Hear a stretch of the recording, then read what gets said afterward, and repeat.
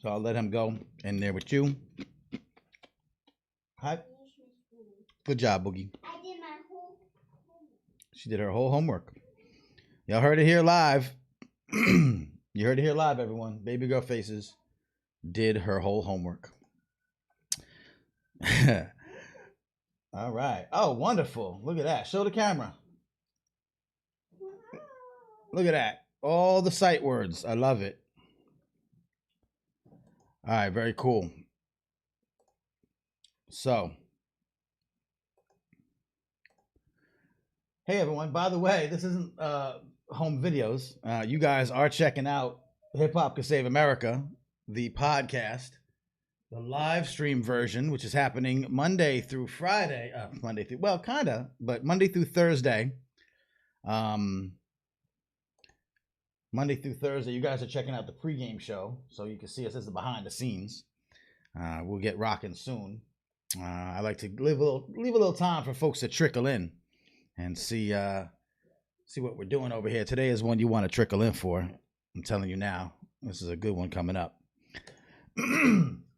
And we will have very special guests coming on soon. So in the meantime, in between time, I'm checking all the feeds and checking everything running and making sure that we are indeed live as we are supposed to be, and that you can hear me and see me and smell me and taste me and feel me. And if you're watching, in the comments section of where you are at, say hi. Let me know you're watching. And hopefully we can work this out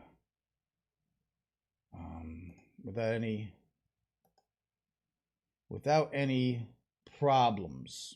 Testing some things. Very good. So once again, Hip Hop Can Save America every Monday through Thursday live on Facebook and YouTube, and also on a podcast feed. So if you're subscribed to podcasts, you can do all that as well. There will be a special bonus every Friday that we drop on the feed, so you'll get these live every day, also posted to the podcast feed, and then we also give you a full length episode before that.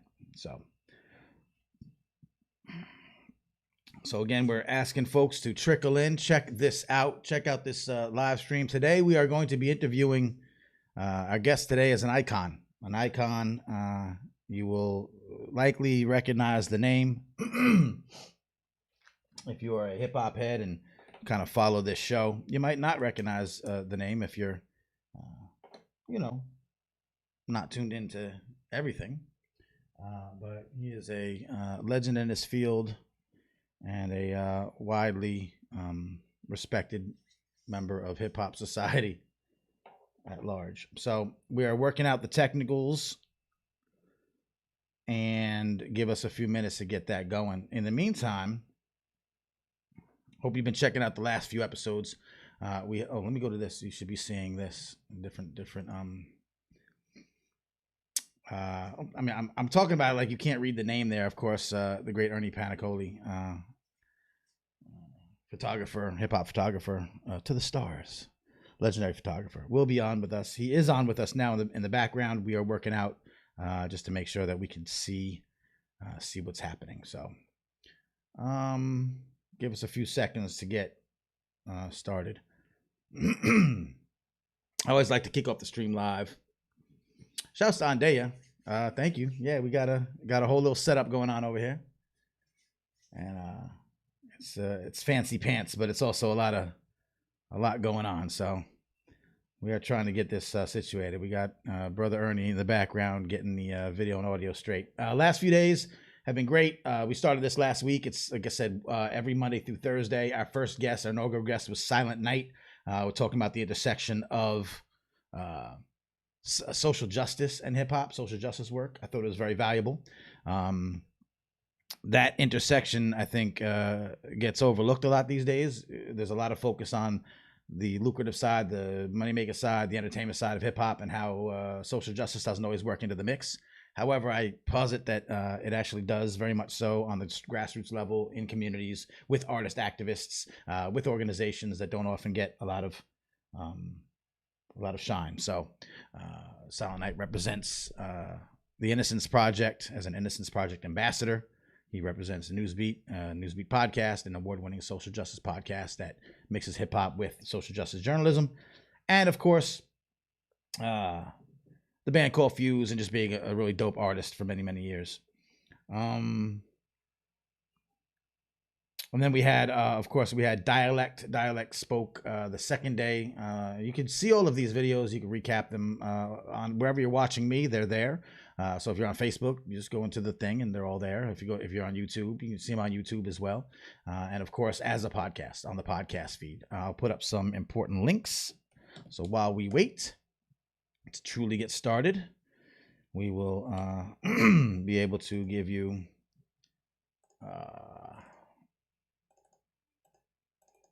Why can I open this? That's weird.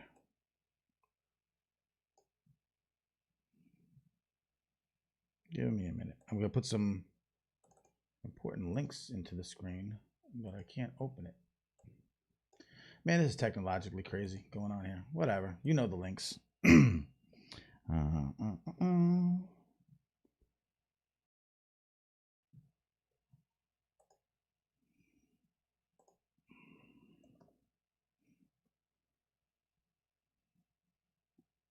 Once again, we are waiting to go live. This is the pre-show. You're watching the pre-game. Just sit back, relax, and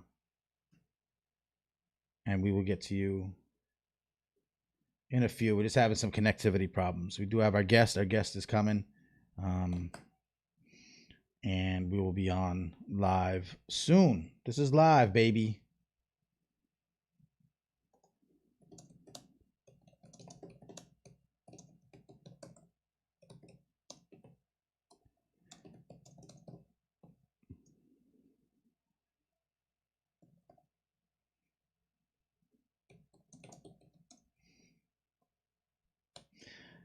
So once again, if you're in the comment section, say hi. Once again, shouts to Andea. Shouts to anyone who's paying attention and tuned in for this episode of Hip Hop Can Save America, the podcast. I like to say it's the world smartest hip hop podcast. More PhDs per capita than probably any other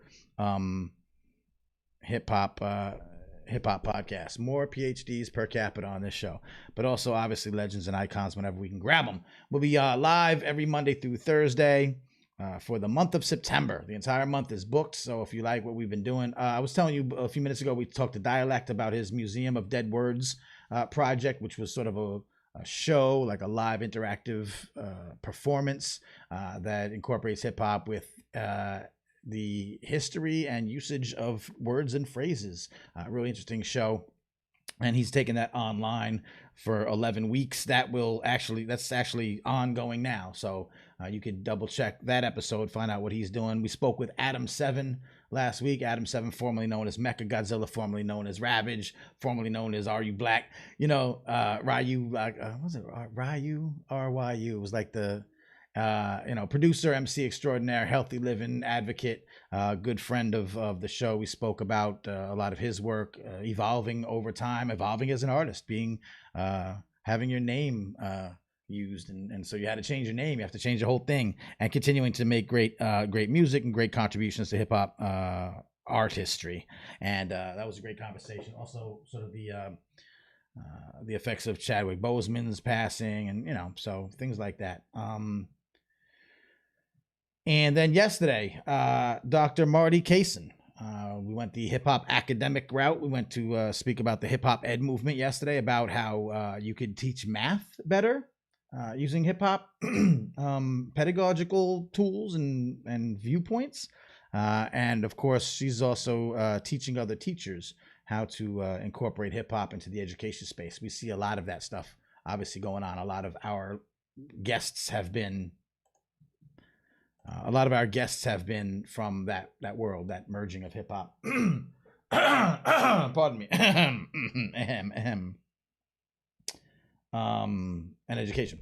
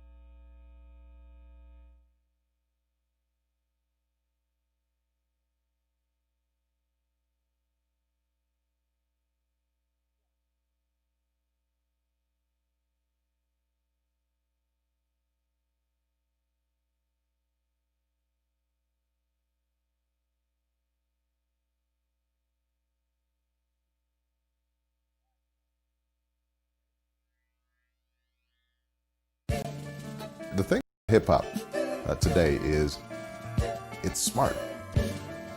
It's insightful. The way that they can communicate a complex message in a very short space is remarkable. And a lot of these kids, they're not going to be reading the New York Times. That's not how they're getting their information. My hip-hop will rock and shock the nation. Hip-hop culture is more than music. Peace to you and speak the truth. Show 'em what peace can do in their ways for you. My hip-hop will rock and shock the nation. Rap is something you do. Hip-hop is something you live. So hip-hop didn't invent anything, but hip-hop reinvented everything.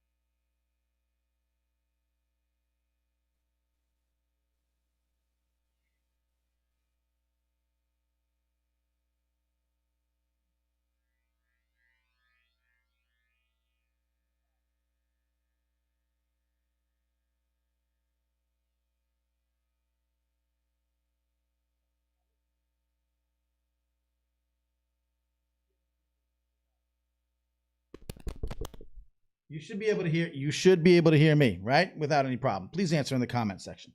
We're having trouble. With, You can hear me now, Ernie. Okay, fantastic. All right, just stay tuned for 1 second. Thank you. All right, take two. This is live. This is what happens. I don't know how other people do this. But I guess they have teams. Maybe I should have more than just me. Okay, anyway, let's rewind and come again. Welcome to another live episode of Hip Hop Can Save America, the podcast, live edition to your man, Manny Faces. Of course, this podcast has been around for some time. You can find it wherever you find podcasts, Apple, Spotify, Stitcher, all the places.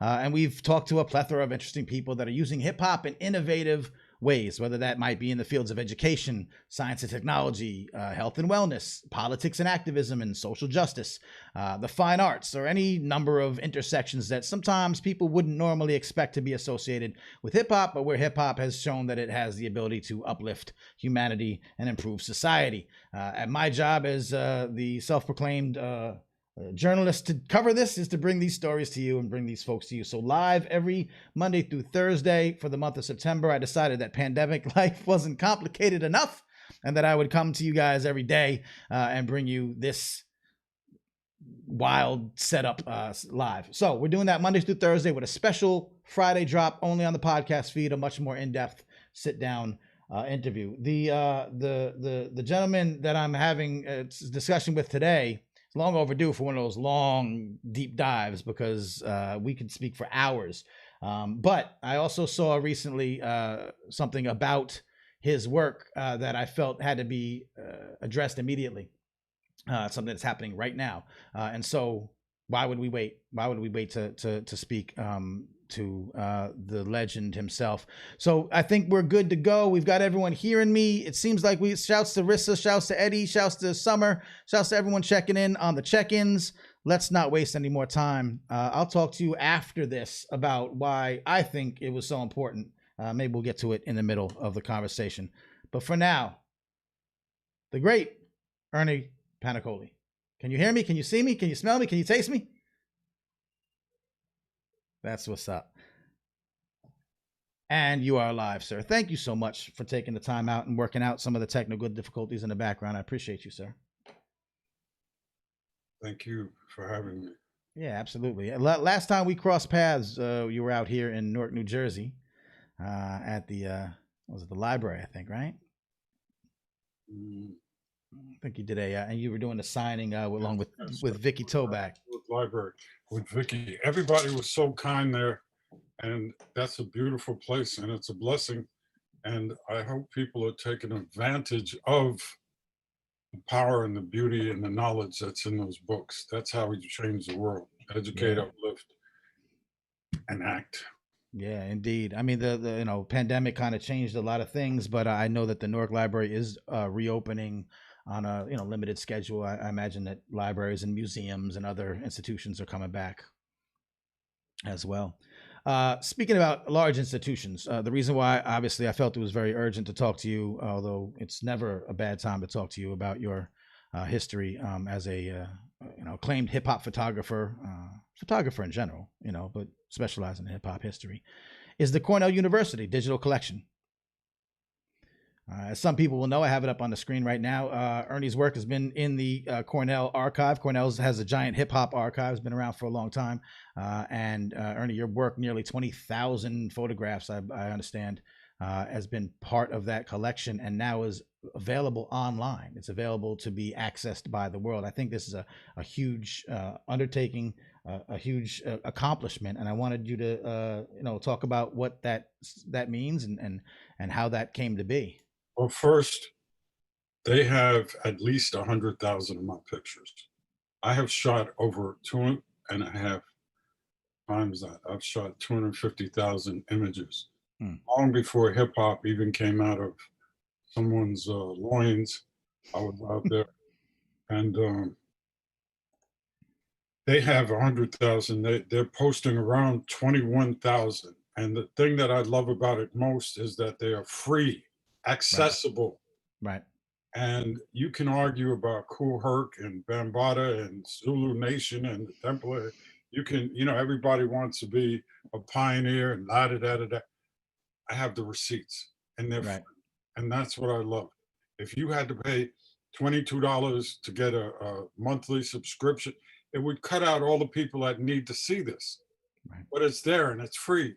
You don't need a password. You don't need a note from your mother. You don't need a MAGA hat. All you need is access to the internet, and you go to Cornell University website and look up my work. And when you get there, it's not complicated either, because all you have to do is type in RZA. You get RZA. Type in METHOD, and I'm not going to do that. And you get him. You type in KANE, you get Big Daddy Kane. You type in DJ, you get all the DJs. You type in Guru, and you get, so it's free, man. Take advantage of it. And there's a companion book that goes with it called Hip Hop at the End of the World. Right. And Freddie Fox called me last week. He said, I love your book, but the title creeps me out. So when I did that, pandemic was something that you only saw on The Wire. How many of you remember The Wire? Right. Ebola was out, so the corner boys were selling Ebola. No, they said pandemic. They were selling nickel bags of pandemic. So now pandemic is very real. So hip hop at the end of the world was not intended as prophecy, nor was it intended to scare you. Yeah. But it may come true, especially what I see at these college campuses where everybody's la-di-da-di, Yeah. It's been interesting times. Where did the name of the book originate from? I've heard you tell it before. It's an interesting story. The brother from the Nation of Islam, Brother William, who acted as my bodyguard when I did gang remediation. Yeah, I was out there and, Mm-hmm. asking the drug dealers lightly to take it elsewhere. He was my main man. He's a Yeah. giant. And the last time I saw Biggie, I took a picture of them. They were both big and black. And, I was telling them that and they were threatening me. Anyhow, he had a dream. He told me, Brother Ernie, I had a dream. I said, who are you, Dr. King? And he said, watch your mouth. You don't say that to a guy that's 6'6". So he said, I had a dream that you did a book. I said, really? I said, I don't think so. He said, no, it's called Who Shot You? Sure enough, a few months later, that manifested. 18 years later, he comes up to me and he said, Brother Ernie, I had a dream, but this time I watched my mouth. I wasn't, people, I'm a little bit saner now. So he said, I had a dream that you did a book. I said, brother, it's been 18 years and I'm not thinking about a book. Right. That you did a book and it's called Hip Hop at the End of the World. Sure enough, a month later, the phone rang. And the rest is history, as they say. Rizzoli, who's my and most photographers' dream publisher, called me because they had seen my work in Germany in a Carhartt, the clothing line Yeah. book on the clothing rappers wearing Carhartt. Right. So they liked it and they sat down and they asked me, did I have a working title? I said, yes. And kind of hesitantly, I said, Hip Hop at the End of the World. And I knew they were going to tell me, please have a nice day at the coffee shop. But they loved it. And I got the brother on the line and told him I'm at the publishing house and you want to tell him where the title came from. And he explained it to them. So some things, if you're of a certain mind and you're spiritual, certain things manifest themselves in the spirit world and bring it into the real world. Yeah. Everything. Yeah. Everything. You. I mean, we can go. We can rehash your history and the work and the stories that you've been able to tell along the way. That's one thing I like about whenever I hear you talk, because you talk about the pictures. You can just show the pictures. You have a story behind every picture, just like you have a story behind the title of the book.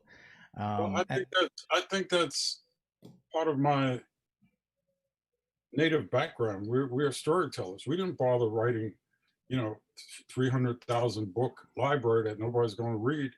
We shared verbally. Right. That's what Right. from creation till now. We even know what's going to happen next year and 10 years from now. So that was a blessing that's in my DNA, man. I'm grateful for that. So, see, let me explain something real quick, and I don't want to bogart, but some photographers just go up, take a picture, get a check, goodbye. And I believe that my calling as a photographer is spiritual. So when I have an encounter with a RZA, a Jizza, a guru, a Yasin Bey, Right. I try to share with them and they share with me. Like Gil Scott Heron said, you be the message to the messenger. I can't reach 10 million people, but I know they can. Okay. So I share things with them. I've sat with KRS-One for 8 hours in a cipher, he and I. And a month later, I hear my words in one of his raps or one of his albums. The same thing with Chuck D. These are our disciples. These are our griots. These are our holy men. Right. So that's why I have a story with every picture. That's why the pictures as a whole, again, being accessible. Obviously, the books have been great and inspirational, I'm sure. The added bonus of having the collection at Cornell, like you said in the beginning, being accessible to people. Yes, for free. For free. How valuable, especially for hip hop as a narrative that often gets bogarted by mainstream or corporate, to be able to access the actual factuals. How important is that? Man, that's everything, because I come from a generation where if you wanted to hear music, you had to turn on the radio, go to a record store. And then for a while they had, you know, these things where you could subscribe and so on. They got sued. I forgot the name of the entity. What was the name of that you had free music exchange? Oh, you know, like on the internet, Yeah. like Napster and Yeah. yeah. Yeah. And if you wanted to see a video, you might have to watch 3 hours of MTV to see that one video. Right. Now they have YouTube and all these other things, and I can click on a Yasin Bey video. I could watch it 20 times and it's Right. free. And I love that. Right. And now, and I don't want to diss anyone, but now you have Google and you could look up the distance from us to the sun, the weight of an atom. You can look at all this up, and we employ the stupidest people on earth as our leaders. Mm. So we have access to all this information, man. Come Right. on. Right. No, absolutely. The information age is turning into the misinformation age. Yes. Yeah. Conspiracy theories are like, you know, there's a race of people, there's a race of men that live in the trees. I'm like, okay, have a good day. You touched on something there. A lot of your work and a lot of your activities, you know, in and out of work, has had that social justice, you know, kind of edge to it. Speak a lot about indigenous issues, as you mentioned, you know, your native background. How has your career and those issues intersected? You touched upon the spirituality aspect of what you do, but I was what are warned early on that by being activist and by sharing knowledge and by asking for certain things and by trying to organize the photographers and trying to inject positivity and unity right, and awareness and information into what I do, I would be chastised, mollified, you know, and white balled, black balled, red balled, whatever they call it. And, you know, just the opposite has been true because I looked at these young men and women as messengers. I Yeah. mean, I could give you a playlist of 100 songs that'll change your mind, all the way to Timothy Taylor, AKA Wise Intelligent. And, you know, I just could not, I could not separate my art from who I am as a person and what I hope I can impart the little bit that I learned on this planet, sharing with them. Yeah. And everybody, well, you're not going to get the gigs. Well, that's true. I didn't get the gigs, but guess what?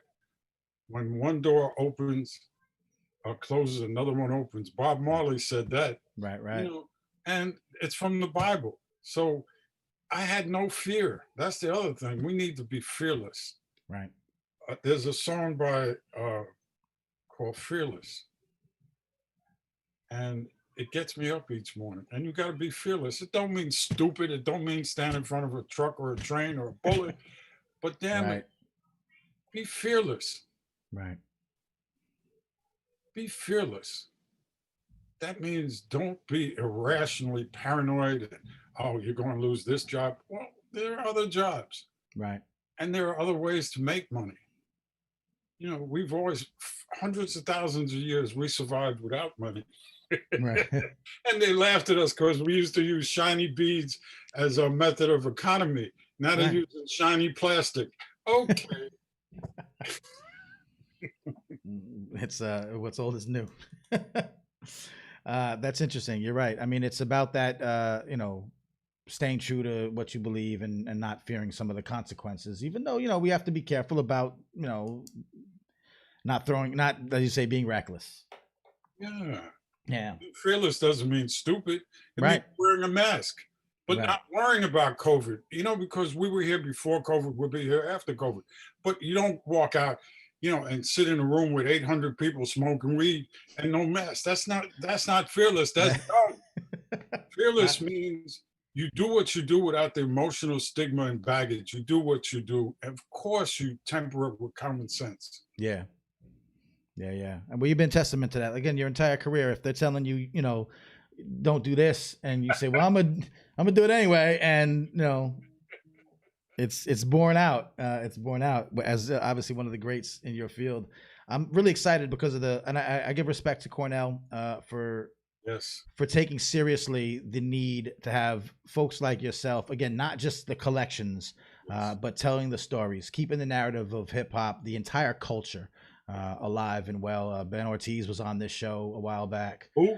Ben Ortiz. Who? Some guy, I think he just works in the back room.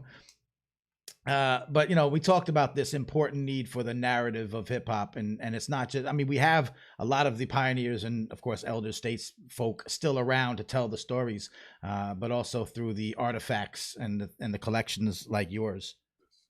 Yeah. If you go through my archive, and this is on a real note, you'll find a lot of people. You have to put RIP next to them. Yeah. So you're only going to have so much time here anyway. And we've lost so many people, and I could spend the next 3 days listening to them. So my point is, there's a lot of controversy over where was the first house party, who was the first DJ. The thing about collections like Cornell and people like Ben Ortiz, who's a DJ, but he's also an alchemist because he's able to take all this stuff and make it into something that can go into our minds. You get closer to the true and living story of who did what, when, where, why, and how. And that history, as long as I've been a photographer, has always been debated. You know, even people, for example, Kool Herc could tell you, you know, there's X number of people at his party, but 20,000 people have claimed to be there.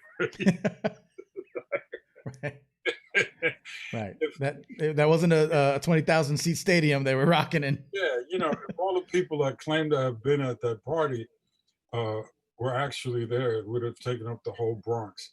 Yeah. But you know, things change, man. Stories change. That's why eyewitness testimony is not always the best thing, but there were eyewitnesses. And rather, there's a guy called I forget his name. What's his name? The photographer. What's the guy? The Puerto Rican from the Bronx. The guy with the the guy with the afro. Yeah, he was there. He took pictures. You know. For sure. And the thing is, it's hard to argue with a photograph or a video. I got the pictures, and you know, if I tell you Method Man was in a group before Wu-Tang, he's going to deny it. But they did a song called Blue Cheese, and I got him on stage with them. As you mentioned names, actually, you can't see it, but for the viewers watching the live stream, every name you're mentioning, I'm popping into your archive, and it's popping up pictures of them. I got Method with the eye and the blunt, and you know what I mean? So it's just amazing how you could, again, anybody you could mention in the pantheon of rap history, you were pretty much in and around for. The books, just so people know, the book's obviously still available. Who Shot You and Hip Hop at the End of the World. Was there a difference between the two of them? I know you said that hadn't done them in a long time. Hip Hop at the End of the World, and it has two women on the cover. Right. And I don't know what you know about the women, but there's a reason they're on the cover. And yeah, there was a huge difference. Who Shot You was a collaboration between me and Kevin Powell, and Hip Hop at the End of the World was basically my own thing, and huge difference. Yeah. There's a long story about me and the most evil man on the earth who owns HarperCollins and Fox News and all that stuff. And he sent a memo saying I can't put in what I put in. And, you know, my essay on the coming colonization of hip hop. I put it in. I kept the advance. They took away my advertising budget, so the book didn't do as well as it could have or should have. And the second book was with Rizzoli, which is my dream publishing house. And they gave me a young cat to work with who was a DJ for 4 years in college, a hip hop DJ. So, you know, that was like magic. I mean, this cat knows stuff I don't know. He's like another Ben Ortiz. Those cats, they're so enmeshed in the science and you know, like you mentioned a name. I don't care what name. You mentioned I don't know, just anybody. And they know who their DJ was. Right. You know, they know what week they got signed. You know, labels, you know, I mean, for sure. So that was Ian, Luna, and then you have Ben Ortiz, and then you have cats, like I said, like Joe Conzo, who've been out there forever. Yeah. So, you know, between us all, you all need each other. You know, we needed good editors. We Yeah. needed a cat, you know, to cover the Bronx. We needed somebody like myself. But it's a collaboration, and it's a brotherhood and a sisterhood. Yeah. Uh, this new book, uh, I even have pictures of the subway gunman. For those of you who are old enough to remember, where, you know, some guys tried to rob this dude, and he pulled out a shotty and he shot 3 or 4 of them. I got him in the book. Mm. Probably the most controversial mayor in the world I worked for, kept Mayor Koch. I got him in the book. Mm. I got Jay-Z when he was 17 with gold teeth. I mean, come on, Right. the whole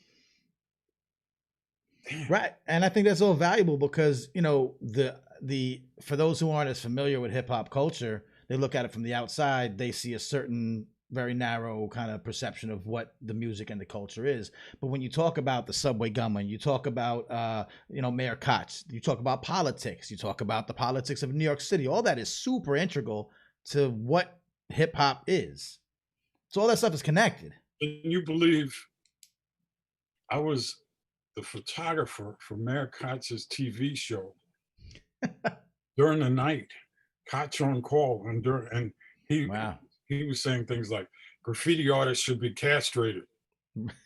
And during the day, I'm hanging out with Lee, Quinones, and Vulcan, and all the graffiti artists. Of And, course. you know, I'm sitting there listening to him, and I would tell the mayor something, and he'd tell me, you know, go myself, and we get into arguments. And the cat was cool. He was cool as could be because Wow. he was New York, and he had a sense of humor, and he thought I was crazy because I defended, you know. And he said, but I got to pay the bills for that. So I think it's SHIT, you know. So Yeah. he was like, the IRT is he just went on. So to have Yeah. that duality, to be there with the government and Yeah. to be there with the lawmakers and the, you know, and then you know, other times being with the people who are creating the graffiti. So Yeah. one thing people don't know about me is that I may have another 50,000 pictures of graffiti. Oh wow. I've only done one book on the low. It was called, they call it Graffiti. It's Mm. on lulu.com, and most people don't know about it, which is cool because it makes it a classic. It's called, Right. they call it Graffiti. Mm. But most of my graffiti has been hidden. Run DMC's publicist, Bill Adler, did a gallery show a few years back of my graffiti. But most people don't know me as a graffiti photographer, and I didn't want to Right. get stuck in that bag. I don't like Yeah. getting stuck in bags. So I hear that. You also have some artistry background yourself. yes, You started as an artist, didn't you? yes, I'm a Yeah. painter. Do you still do it? You still? Yes, Yeah. All I'm right. a painter in it. Here, and Okay. a damn good one. Here, this. Oh, okay. Yeah, we're not playing around. Oh wow. All right. And you know how many copies there are of this book? No. One. Exactly two. I just gave one to my granddaughter, so I have Oh one, wow. and she has one. And yes, I started out as a painter. But when I Nice. picked up a camera, it was so Yeah. easy. What would take me 6 months, I could do in a 60th of a second. I was like, good Jesus. Wow. Crazy. That is crazy. You didn't have any formal training for photography? I mean, that No, wasn't I've had no formal training There it for, is. for painting either. Right. Just did it. It's like making love, you know, Shit. you kind of slide into it. Ah man, the classics. The Yeah, that's classics my, right there. you know, Atlas holding up the world. Well, that's Cool Herc holding up hip hop. That's wonderful. And the last photo shoot with Big Pun, I love you, I miss you. Yeah. Man, I could go on and on and on. I know you can't. I've heard you Here's gotta Cypress Hill before they started shaving. That's it. Do you still? I mean, I know you're, you know, a published author and a successful one, and you're, you know, working on paintings and stuff. Do you still go out and shoot anymore? No, but That's it. but but but there's something else that I'm doing. I'm reinventing and reimagining the images I have. Okay. I have a picture of Snoop that could go in a museum as a Renaissance painting. And that started a whole series of things. So I'm reimagining. Also, I'm That's representing a young artist, and I got to give her some props. And Oh, she's 7 years old. man, listen. The next generation. You got it going on. No, I'm reimagining a lot of my work. That's cool. And the beauty of that is that a lot of people just see or have this image of hip hop as just, this, Sure. And because of my painterly mind, my work went somewhere else. Yeah. Okay, so reimagining means literally creating things of art Oh, wow. and beauty and power.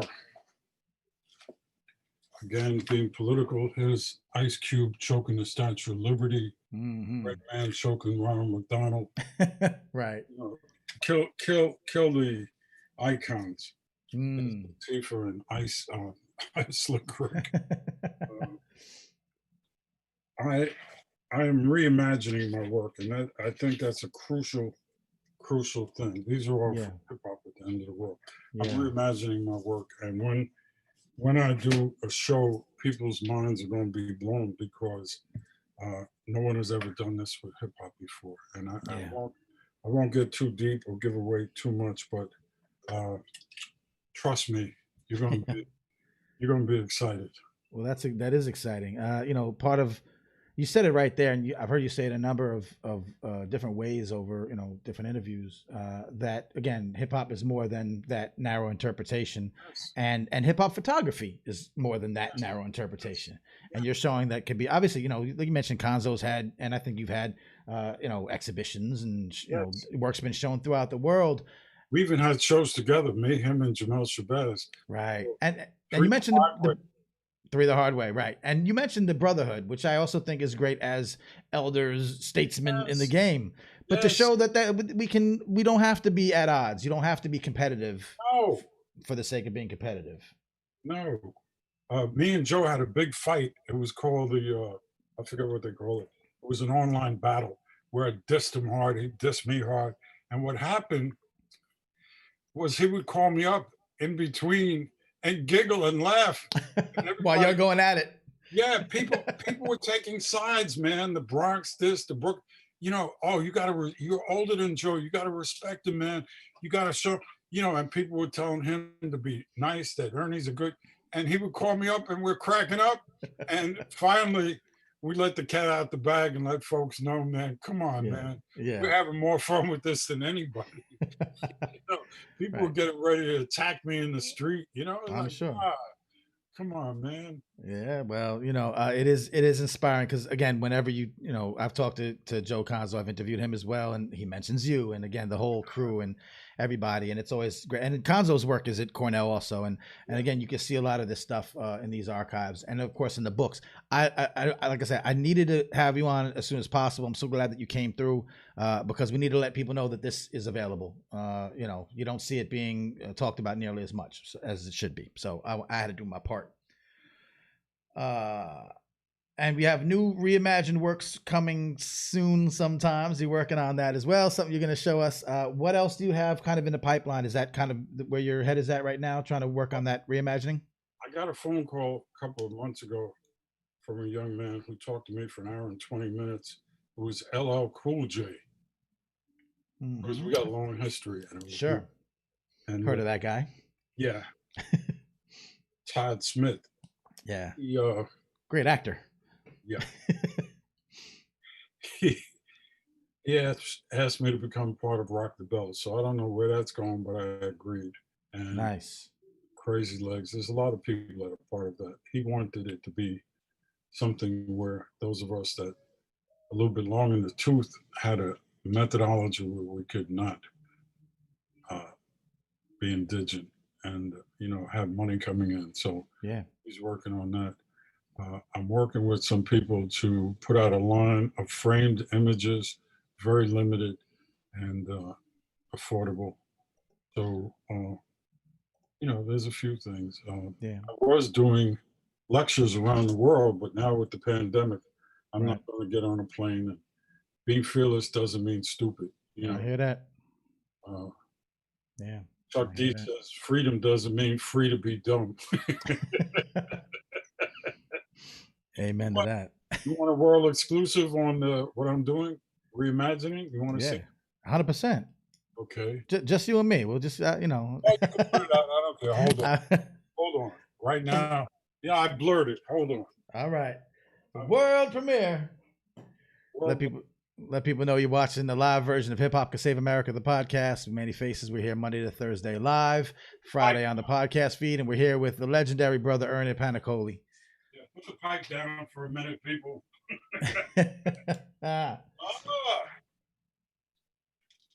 And brother Ernie has pledged to show us a world premiere of his next iteration, his evolution as an artist. You ready? Can I have a little drum roll, please?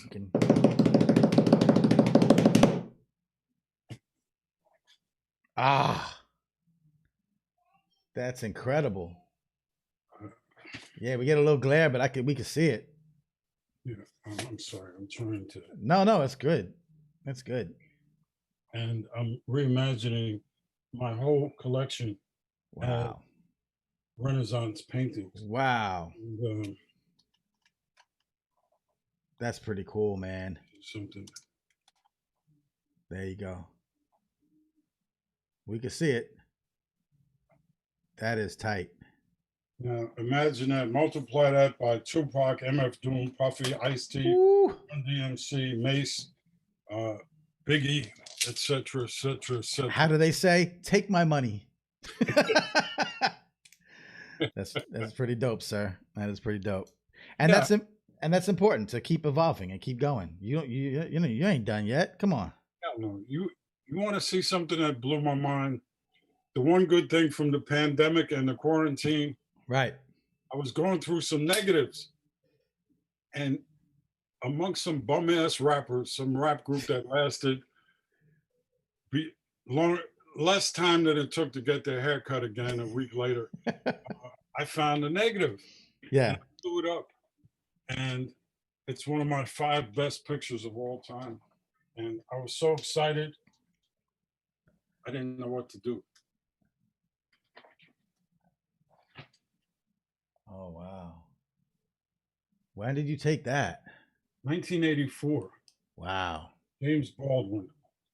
And for Wow. those of you who don't read, I'm not even going to tell you who James was.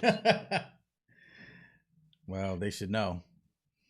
James Baldwin. And that's an amazing shot. When you say you found the negative, like you hadn't printed that before? I'd never seen it before. Wow. Because back then you had, you were dealing with 50 rolls of film. You had negatives here, you had slides there, you had this, that, and paint everywhere. And yeah, things just got, it's not like now you have everything on digital.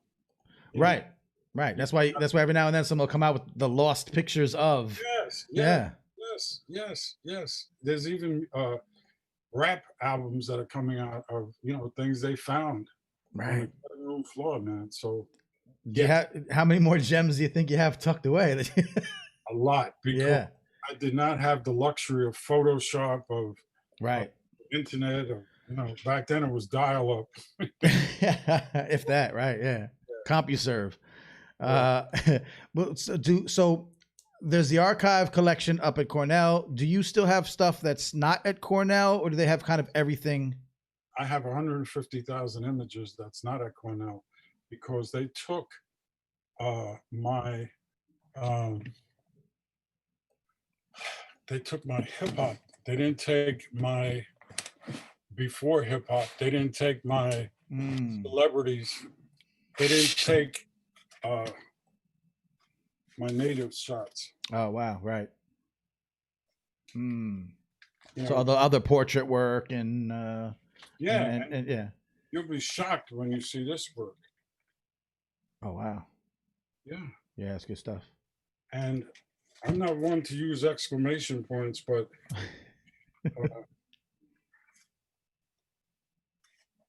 there's a whole body of work. Mm. I have pictures of all the movie stars, portraits Yeah. of all the way back to Frank Sinatra. So when you mentioned that you have like, slides or negatives that you don't even know you had, do you have some kind of mechanism for, sorting? Are you going through them? Are you having people, I know that Cornell will do it for the work that they take in, for the archival of the other, the other stuff you have. Here's the two secret high-tech tools. Okay. That's one. Right. And here's the other. This is wow, those are yeah. Yeah. I shouldn't even share that with the audience. That's high tech. I don't know. Yeah, there's gonna be some copyright claims or something, man. Yeah. So those are my high-tech tools. Yeah. And I just sit here and I go through them. I have a light box. Yeah. And, you'd be surprised. And the other thing is that for every picture that gets printed, there might be 50 pictures from or 100 pictures from that shoot. Right. Right. And, man, I'm blessed. I'm blessed and I'm grateful. And I just hope that people understand what I'm about to say, that you all have access to information. You have access to podcasts, which used to be called radio shows. And, you have access to have your voice heard. You have the ability to change the course of how we live. Don't give me, don't take down some Confederate statue that only pigeons enjoy. Don't write Black Lives Matter on the sidewalk. That is not going to get jobs. That is not, we need to get into legality. We need to get into law. We need to get into economics.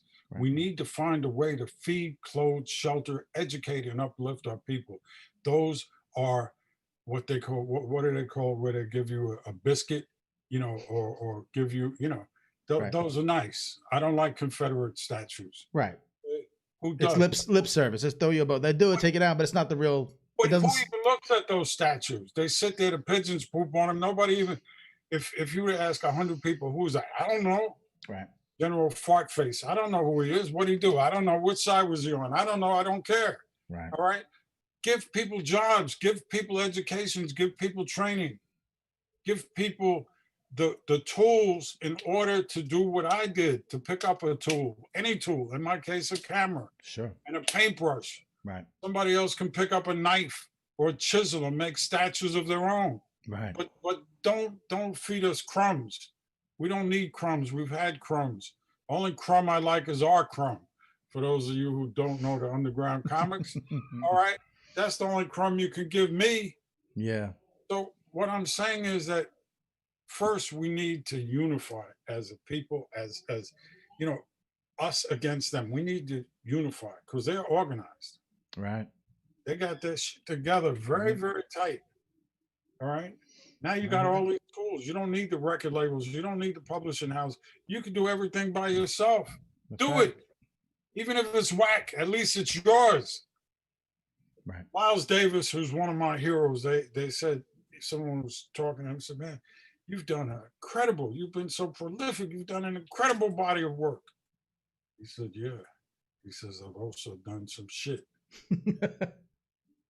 And they said, well, how do you feel about it? He says, I feel good. He says, because I didn't do the same album over and over and over and over and over like a lot of artists do. Yeah. I'd rather do something bad and try to do something good. That's right. Not do it. And one thing for all you artists out there, I don't care what you are. I don't care if you're a rapper, a DJ, a nose picker. I don't care what it is. A painter. I don't care. Be prolific. If you don't know what prolific means, look it up in the dictionary. Keep going. You'll find your way. But if you're not prolific, if you don't spend an hour or 2 hours a day studying your craft, you're going to be left behind, man. Come on. 100%. I ain't telling you nothing new or amazing. Or, I ain't inventing nothing. Right. I ain't Right. got no 39 laws of power and all that. Right. Please. Also, I have a new title for the last couple of years. I'm the Supreme Minister of Culture for the Universal Zulu Nation. Okay. All right. Well, respect to that. Supreme, Respect to the Zulu Nation. only Supreme I ever knew was a drug dealer and the court. Right on. El Supremo. Well, Which is, congratulations. Thank you. Yeah, and Thank respect to respect to organizations like the Universal Zulu Nation, really always on the forefront of making sure the narrative is controlled, 48 making sure you're not years. making sure they're not giving away the store when it comes to the narrative. Yeah. 48 years in 45 nations and countries. Yep. Yep. Yeah. Shouts to the whole Zulu Nation, and shouts to you once again, sir. You bring up a lot of good points. I'm prolific, and so it's good to hear it from you. Yes. That I got to just keep doing it. I don't have to worry about. We're artists. How Erykah Badu says, we're sensitive about our shit sometimes, right? But but we just got to keep plugging away. And you mentioned that in terms of having a political voice, an activism voice, getting involved on a real level. But don't ask for crumbs. You'll get crumbs. Right. They'll get crumbs all day. Right on. Ask for the keys. I always think that, and the reason why I do this show, the reason why it's titled Hip Hop Could Save America, is because I think that the people who have come from hip hop culture authentically have those skills by nature, naturally. Like you said, you figured it out, you found a way, you paved the way, and were innovative and creative and inspiring along the way, and no one taught you how to do it. And took no shit from nobody. Right. So None. So that's why I like to make sure that people in different industries that don't look at hip hop as being sort of an inspiration need to look at the culture and need to include practitioners and people that are of hip hop into any industry. Yes. There's so much. If you just make a playlist of positive, and there's so much stuff. Yeah. I had this conversation with Tupac, and I said, man, in Jamaica they got this thing called dancehall, which is really negative. It's about booties and blah blah blah blah. Right. I said, but there's no reggae artist that will do a dancehall album without giving 1 minute back to Jah and his people. Okay. In the middle of all the bullshit, right? And then a couple of years later, I hear on one of his more ferocious albums, he said they got money for war and can't feed the poor. Right. You got to give something back that can't be argued with. Yeah. Chuck D, when he said, most of my heroes don't appear on no stamps. There's just, it's haiku. You just put a little bit, right, to offset the BS. Right. Okay, you ain't got to be KRS-One. Right. You got to be Chuck D. You ain't got to be the X-Clan. You ain't got to do that. Right. But if you just drop a little bit of seasoning in there, right, that's enough. Yeah. Make people say, damn. Gil Scott Heron said something. He said, you can't have it both ways. He was talking to rappers. He says, on one song, she's your African queen, and on the next song, she's a joke. Right. Right. Indeed. Well, your words will ring true. There are obviously a lot of artists that don't get the acclaim that they deserve. They don't get the shine. The record companies like to do their thing. The radio stations like to do their thing. But like you said at the beginning of this, there's free access to information, and that includes great artistry. We talk to a lot of those artists. They exist. Some of them are young as hell. Like you wouldn't think there's a 18-year-old that's doing it, the right way. But there are plenty of artists, all genders, all areas of the world, all areas of the country. So that access to free information is super important to help make sure that the artistry is represented properly. And once again, free, the Cornell Hip Hop Collection, Ernie Paniccioli's photo archive, not your entire archive of everything, but certainly a sizable and respectable portion can be found online for free, just access to an internet. And brothers and sisters, you can get me on email on brotherernie@gmail.com. If you forget that, then you need to leave the pipe alone for a day. brotherernie@gmail.com. I answer everything. Even if, please. Brother Ernie, it's Facebook and Twitter and Instagram. IG. Yeah. Well, brother Ernie, it's clear why you are called brother by so many, and I just, as a journalist, a self, I made my own way in Yes. this world, as in what I do, trying to do my job to document hip hop culture the proper way, and it's looking at folks like yourself that give me that inspiration, and I hope that I've done Get you in your way, justice. say, get out my way, move. That's it. And Make if it they don't happen. move, you walk around them. That's all. There's 7.5 billion people on the earth. Yes. Okay, you ain't got to fixate on one. They're whack, they're crazy, they're crabby. But you can't do it. Nah, that's okay. Manny, you can't. Nah, I'm going to do it anyway. I'm gonna do it anyway. Yeah. Well, thank you for laying the path for folks like me. We look to you with inspiration, sir. And when we're doing the full Renaissance thing, I appreciate the world premiere. I really do. We'll want to talk again and showcase that. And again, we got to sit down, and I know you got stories, and I want to make sure that we talk Can I again. share something with you off hip hop for 1 second? Yeah, 100%. If I were to ask you, I'm not asking you, but if I were to ask you, what is the most powerful, beautiful movie you ever saw in your life? Do you think you'd be able to answer that? The most, I don't know. Okay. I'm not asking. That's Yeah, why. I might have one or two. Okay. Well, guess what? 1980, they made a movie called Resurrection. Okay. And my mother, rest in peace, she told me about this movie. And I was like, okay. So I watched it, and now it's 2020. And I was lucky to find a copy of it. And I realized it changed my life. It taught me more than I learned in school. I got no connection to it. There ain't none of my photos, none. Right. I'm just sharing something with you. Yeah. Oh, wow. Ellen Burstyn. Okay. And it's called Resurrection. And it's there's like 50 movies called Resurrection. This is from 1980. And it had a profound influence on me. And I'm not asking anybody to buy it. I'm sure there's 500 fire sticks and all that stuff. Yeah. But please watch it. That's interesting. Not for nothing, what I try to have in this show, I was trying to ask guests, like, give me a recommendation of something you'd like to pass along. And you just did that. So I appreciate Gil that. Scott Heron, Message to the Messengers. Yes. Yes, indeed. Well, those will be highlighted, and make sure that people pay attention to those things. And your books, sir. Hip Hop at the End of the World. Hip Hop at the End of the World. Which I pray is not prophetic. Well, it could be metaphorical, and that wouldn't be so bad if it turns out to be the end of the world as we knew it, and maybe a better world to come. So thank you again, sir, for your time. I really appreciate you. I hope that you and your family stay well and stay blessed during this wild and crazy time that we're in. And thank you for having me, brother. I appreciate the appreciation and appreciate you. Thank you, Ernie. Thank you so much. Wow. Appreciate it. The legendary Ernie Paniccioli, thank you so much for tuning in, listening to this. Nothing gives me more pleasure in doing this than talking to folks like that. Really inspiring and informative and educational and interesting, and the stories, and he's a great guy. And if you didn't already know, now you know. So once again, Hip Hop and In the World, do be sure to pick that up. And if you're watching this, we'll go back and we'll add the links. So you'll have it in a few seconds. And if you're listening to this on the podcast feed, check the show notes for links to Ernie's work. It goes without saying that it needs to be on your bookshelf. It needs to be on your hands, and it's a great gift to give somebody who's a lover and a follower of the culture.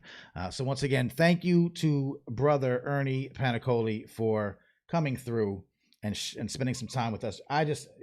During these, have 1,000 things they're trying to do to get by and figure out the next path and evolve, and can't go out and lecture and get paid and do these things. To see someone that's been in this game for so long, did so many great things, still doing some amazing new work, that should inspire a lot of us that are creatives to make sure that we keep evolving and keep, as he said, pushing people out the way. So that's just a great message, and I thank him again for spending time with us. My name is Manny Faces. This is Hip Hop Can Save America. my contribution to the journalism field that makes sure that we highlight people who are using hip hop in innovative, inspiring, and often surprising ways. Hip hop is not a monolith. We know that it gets a bad rap in the mainstream. We know that people from all over will view it different ways. We try to give you the perspective of intelligence. This is the smartest hip hop podcast in the world. So we're going to live up to that. Once again, every Monday through Thursday live on wherever you're watching me, Facebook, YouTube, and then Friday, a special bonus drop to the podcast feed. All of the links are here where you're watching me.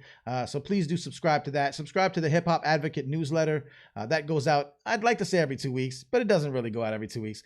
Shouts to Summer in the comment section, linking to Ernie's book, and the OG associate producer for this show. And shouts to the new G associate producer, Cindy, for all her help getting all of this technological madness orchestrated. If you feel so inclined, I'm not asking you to do so, I kind of am.